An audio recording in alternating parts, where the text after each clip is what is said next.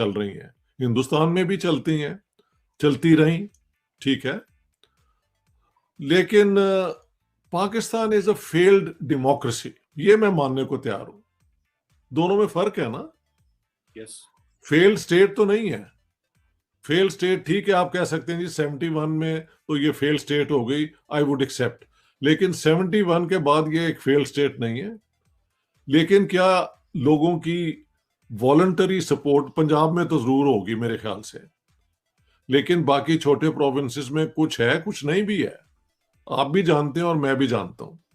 तो हमारी political leadership ने और हमारी डीप स्टेट ने जो छोटे सूबों के साथ सलूक किया है वो कोई इतना मुनासिब नहीं है। हमने इक्वल हैंडेड ट्रीटमेंट के साथ पाकिस्तान को आगे जो बढ़ाने का तरीका है ना, वो नहीं किया, क्योंकि हम जमहूरियत में एक फेलियर है। हिंदुस्तान के साथ अगर आप कंपेयर करें तो उनके रेगुलर इलेक्शन होते हैं, उनकी राइट विंग पार्टीज भी इंडिया की कॉन्स्टिट्यूशन को पसंद नहीं करती, लेकिन उसकी जो हाकमियत है उसको वो सब मानते हैं।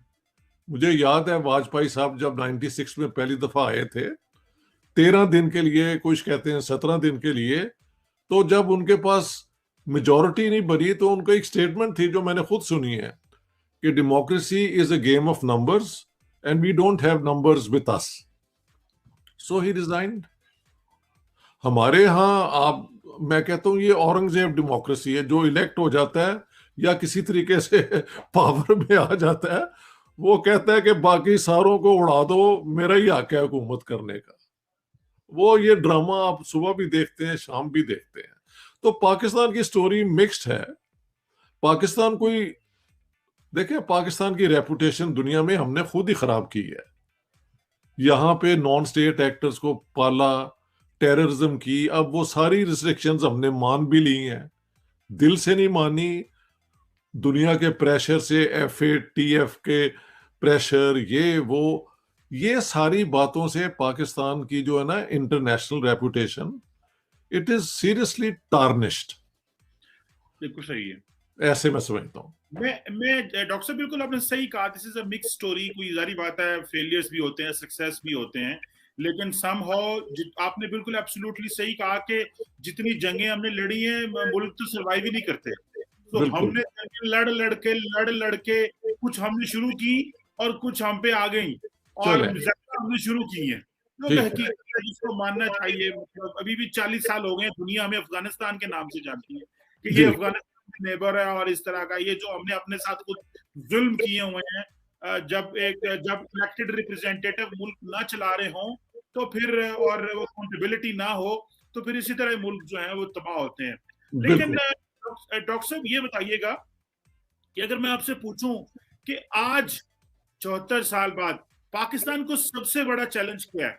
क्या डेमोक्रेसी बड़ा चैलेंज है, एक्सट्रीमिज्म बड़ा चैलेंज है, राइजिंग पॉपुलेशन बड़ा चैलेंज है, या और भी बहुत सारे मैं गिनवा सकता हूँ, लेकिन हाउ डू यू सी, या आप किस तरह एक जो है वो लाइन में कह सकते हैं कि ये नंबर 1 है, 2, 3, 4, 5, कौन से ऐसे चैलेंजेस हैं जो समझते हैं आज 74 साल बाद पाकिस्तान को सबसे ज्यादा, हमारी जो एग्जिस्टेंशियल थ्रेट है हमारे लिए, और ये हमारे स्टेट एंड हमारी सोसाइटी दोनों के लिए जो एक बड़े मसाइल है?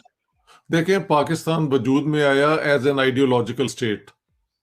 इन्होंने कहा हम मुसलमान हैं, हमारा पूरा एक निज़ाम है जिसको हम आज़ादी से प्रैक्टिस करना चाहते हैं, और आइडियोलॉजिकल स्टेट राइट की हो, लेफ्ट की हो, उसके अंदर तनकीदी, देखे ना, क्रिटिकल थ्योरी के पॉलिटिकल लीडर्स को, गवर्नमेंट्स को, ब्यूरोक्रेट्स को आप एक फ्री प्रेस के जरिए और इस तरह असेस करें और क्रिटिसाइज करें, वो पाकिस्तान में सॉलिडली कामयाब नहीं हो सका। आप जैसे लोग हैं और भी हमारे चंद जो हैं journalist, I have great respect for them, लेकिन टॉक शोज में इस अजीब किस्म की नॉनसेंसिकल बकवास इतनी ज्यादा होती रहती है।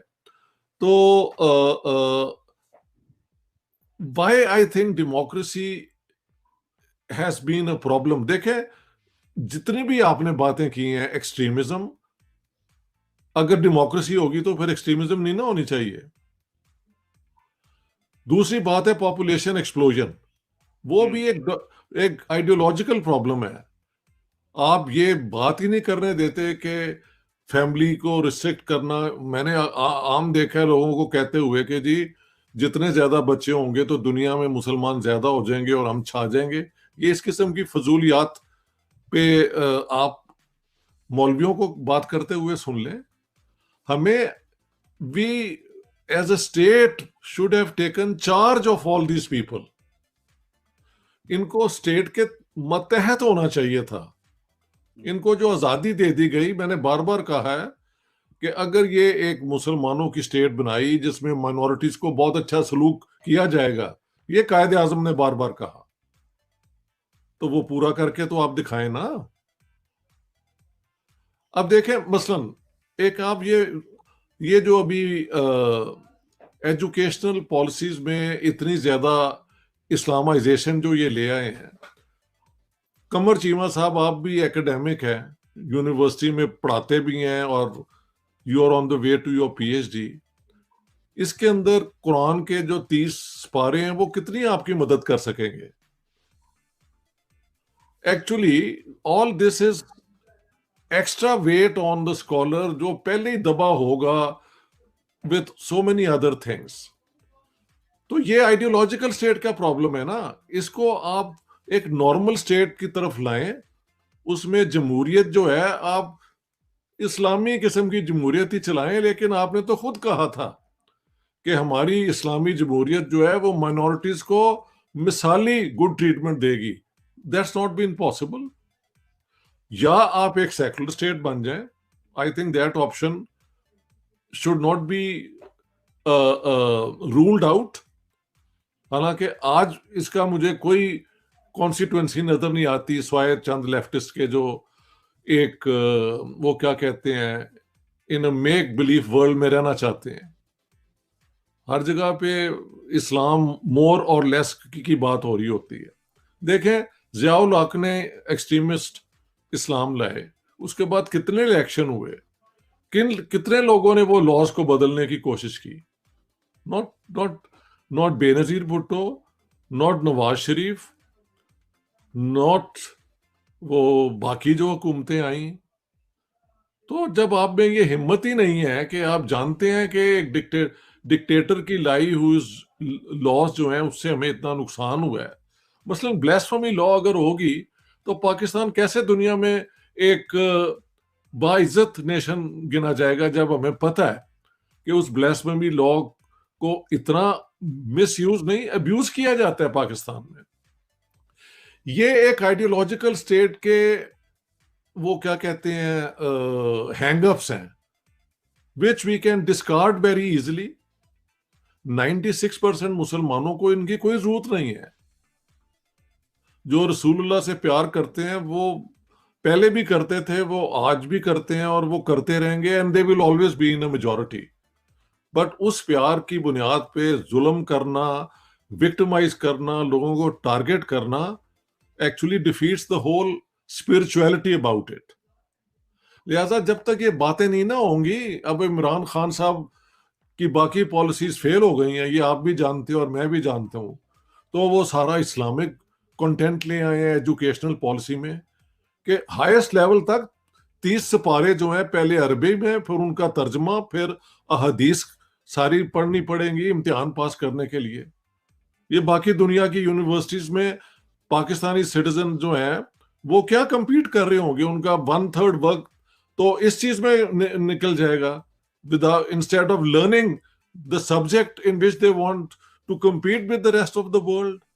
For me all this is self defeating. मैंने एक लफ्ज बार बार इस्तेमाल किया है, and I think that's the one which fits. It's called nihilism, self destruction.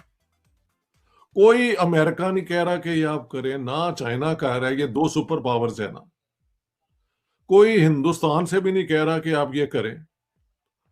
अब आपकी हरकतों की वजह से तालिबान अगर पाकिस्तान में आ जाएं तो where are we going to end up then? I hope they keep the Taliban out of Pakistan by all their effort and whatever. हमने एक मुसीबत तो नहीं कायम की,